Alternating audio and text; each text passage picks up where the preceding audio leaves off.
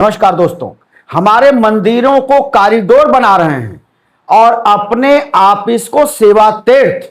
जरा सोचिए कि हमारे सनातन और हमारे हिंदुत्व को किस रसातल में पहुंचाया जा रहा है। यह कहना है शंकराचार्य स्वामी अविमुक्तेश्वरानंद का।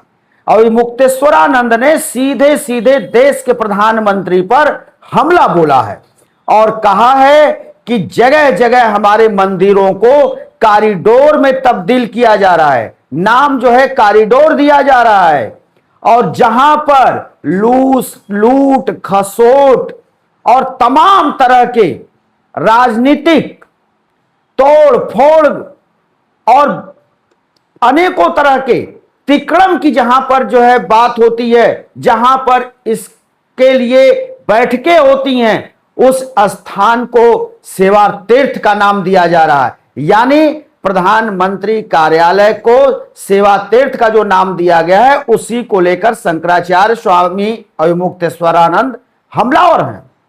उनका कहना है कि वहां तो तमाम जो है ऐसे ऐसे गतिविधियां जारी होंगी, ऐसे ऐसे बैठकें, ऐसे ऐसे जो है कार्य योजनाएं तैयार की जाएंगी। सांसदों की खरीद फरोख्त, विधायकों की खरीद फरोख्त, सरकारों को गिराना, जहां साम दाम दंड भेद के तमाम जो है हथकंडे अपनाए जाएंगे, वो सेवा तीर्थ हो गया। और हमारे जो मंदिर हैं भगवान के, उनको कॉरिडोर नाम दे दिया गया।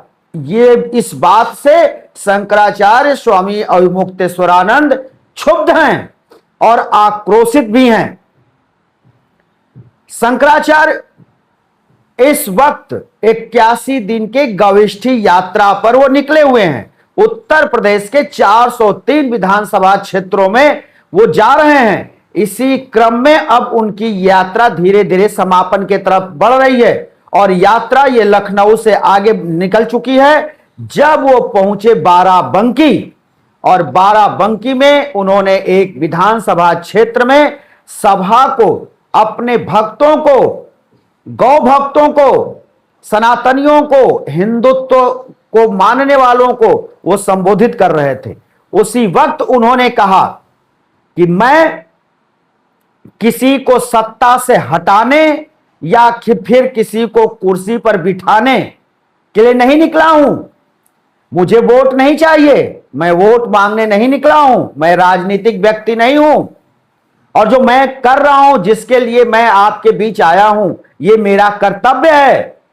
और हम अपने देश के हिंदू और अपने देश के सनातनियों को पाप से बचाने आए हैं, क्योंकि ये पाप पशुओं के द्वारा जो हो रहा है, उस पाप के भागी हमारे देश के मतदाता हो रहे हैं और मतदाताओं को हम पाप से बचाने आए। ये कहना रहा शंकराचार्य स्वामी अविमुक्तेश्वरानंद का। शंकराचार्य ने उस सभा में एक दो उन्होंने उदाहरण दिए कहानी के माध्यम से। जो एक उदाहरण उन्होंने दिया, वो बड़ा रोचक उदाहरण उन्होंने दिया। उन्होंने कहा वस्त्र से कोई योगी नहीं होता, उसके कर्म देखने चाहिए, उसके चरित्र देखने चाहिए। और इसी का उल्लेख करते हुए उन्होंने कहा कि सड़क किनारे, रोड के किनारे एक मंदिर था भगवान का। वहां एक पुजारी हुआ करता था। पुजारी वहां पर पूजा पाठ करा था। दिन भर में उसको 1400-1500 रुपए मिल जाते। एक पत्रकार पहुंचा, पूछा कि आपको कितने पैसे मिल जाते हैं। उन्होंने कहा 1400-1500 मिलते हैं, उसमें परिवार चल नहीं पाता है। लेकिन वो गलत काम नहीं कर सकते थे। फिर उस पत्रकार ने लोगों के सामने दलील दी कि लोग कहते हैं कि मांस बिक्री नहीं होना चाहिए, शराब बिक्री नहीं होनी चाहिए, लेकिन इससे रेवेन्यू आता है, इससे देश चलता है, इससे प्रदेश चलता है, इससे सरकारें चलती हैं। उसने दलील दी कि मांस बिक्री से रेवेन्यू आता है, बड़े पैमाने पर आता है। तो फिर पुजारी ने सोचा कि क्यों ना यहीं पर हम कल से एक ठेलिया लगा लें और 10-15 किलो मांस भी रख लें पूजा पाठ के बाद, और जो लोग दर्शन करने आएंगे वो दर्शन करके जाते समय यहीं से मांस भी खरीदते जाएंगे, तो इससे भी हमारी कुछ कमाई हो जाएगी। पुजारी ने वैसे ही किया। अगले दिन से एक ठेलिया लिया, 10-15 किलो मांस भी रख लिया। पूजा पाठ कराने के बाद मांस बेचने लगा। दर्शन करने आया हुआ एक व्यक्ति तमतमाया, गुस्से से लाल, कहा ये क्या कर रहे हो, ये नहीं चल सकता, पुजारी से हटा देंगे, यहां पूजा पाठ नहीं करना है। तो कारण पूछा कि भाई आप, तुम तो तमतमा रहे हो और कह रहे हो कि ये मांस बिक्री और पूजा एक साथ नहीं चल सकता। तो फिर प्रदेश का मुखिया इतने बड़े पैमाने पर गौ मांस का बिक्री कर रहा है, गौ मांस की सप्लाई कर रहा है, गाय काटी जा रही है, पशु काटे जा रहे हैं, तो फिर इस वस्त्र, ये जो भगवाधारी है, ये भगवाधारी को आप कैसे चुनाव में जिता रहे हैं? आप वोट क्यों दे रहे हैं? आप जो है पाप के भागी क्यों हो रहे हैं? जब एक मंदिर का पुजारी 15 किलो मांस नहीं बेच सकता, तो करोड़ों गायों को ये कैसे कटवा सकता? और आप कैसे जो है स्वीकार कर रहे हो, और आप कैसे इनको गद्दी पर बिठाकर अभी तक रखे हो, ये बताओ। उन्होंने पूछा, क्या जब ये वोट मांगने आए थे तो आपसे कहा था कि हम गौ मांस की बिक्री करेंगे, मांस की बिक्री करेंगे, पशु कटवाएंगे, इन्होंने कहा था? या फिर जीतने के बाद आपसे कहा कि मैं ये करने जा रहा हूं? जो वहां लोग उपस्थित थे उन्होंने कहा नहीं। तो उन्होंने कहा तो फिर इनके साथ आप क्यों हो, इनको कुर्सी पर क्यों बिठा करके रखा है? तो सिर्फ वस्त्र मत देखो, सिर्फ जो है कपड़े का रंग मत देखो, चरित्र देखो, उसके विचार देखो। और इसी के साथ उन्होंने एक और उदाहरण दिया। उन्होंने कहा,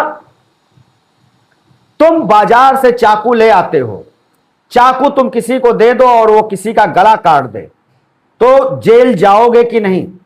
दोषी तुम भी हो कि नहीं? लोगों ने कहा हां। उन्होंने कहा, अगर तुम्हारे चाकू न देने से, अगर तुम केवल पैसे दे देते हो किसी को चाकू खरीदने के लिए, और उस चाकू से भी अगर किसी की हत्या होती है, तो तुम दोषी होगे कि नहीं? यह भी उन्होंने प्रश्न पूछा। लोगों ने कहा हां बिल्कुल होंगे। तो उन्होंने कहा कि अपना बहुमूल्य वोट दे रहे हो, उस व्यक्ति को दे रहे हो जो कालनेमी है, जो छद्म है, जो भेषधारी सिर्फ है, और तुम्हारे वोट को लेकर के वो गाय माता की हत्या करा रहा है, गाय माता को कटवा रहा है। उन्होंने कहा कि 9 साल में अगर एक आंकड़ा देखा जाए, एक लब्बो-लुआब एक अगर आंकड़ा निकाला जाए, तो उत्तर प्रदेश में 17 करोड़ गायें काट दी गई। उन्होंने कहा कि जब जो है मांस ट्रक के ट्रक जब सप्लाई होते हैं, जब वो ट्रक कहीं पकड़ी जाती है, और जब मांस का जांच होता है, उसके पहले सरकार के तरफ से कहा जाता है कि वो तो भैंस का मांस है, वो भैंस के पड़वे का मांस है। लेकिन जब जांच होता है तो बीफ निकलता है, गाय का मांस निकलता है।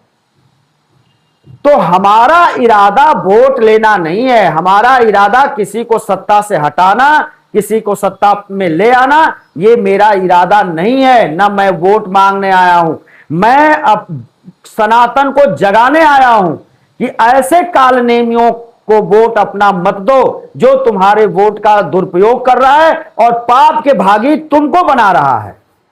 तुम्हारे वोट को लेकर के सरकार में बैठ रहा है, गद्दी पर बैठ रहा है वो कालनेमी, और गाय काटी जा रही है, ये अनर्थ हो रहा है। तो इसके पाप के भागी सीधे सीधे हमारे सनातन के लोग हो रहे हैं, हमारे हिंदू हो रहे हैं। तो ऐसे हिंदू भाइयों को, सनातनियों को जो सच्चे हैं, उनको मैं जगाने आया हूं। स्वामी अवमुक्तेश्वरानंद लगातार इस बात को कह रहे हैं, इस मुद्दे को उठा रहे हैं, और ये बात है कि वो गाय को राष्ट्र माता का दर्जा दिलाना चाहते हैं, और गाय माता को राष्ट्र माता का दर्जा दिलाने के लिए वो गवेष्टि यात्रा उन्होंने शुरू की है।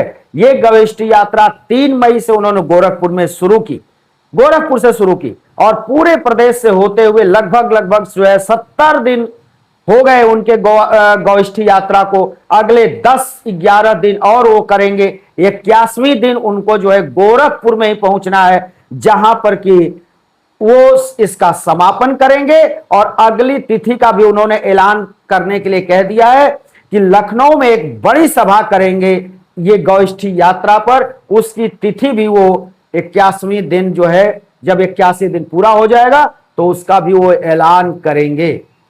तो लगातार शंकराचार्य स्वामी अविमुक्तेश्वरानंद सरकार को घेर रहे हैं, गाय माता के मुद्दे पर घेर रहे हैं, और इसी के साथ साथ जो भी मुद्दे उठ रहे हैं उन मुद्दों पर भी बेबाकी से वो बात कर रहे हैं, चाहे राष्ट्रीय हो, चाहे अंतर्राष्ट्रीय हो, चाहे प्रदेश की हो, चाहे राम मंदिर चढ़ावा चोरी की हो। दोस्तों, हम फिर किसी दूसरी वीडियो के साथ हाजिर होंगे, तब तक के लिए शिवमूर्ति दुबे को दीजिए इजाजत।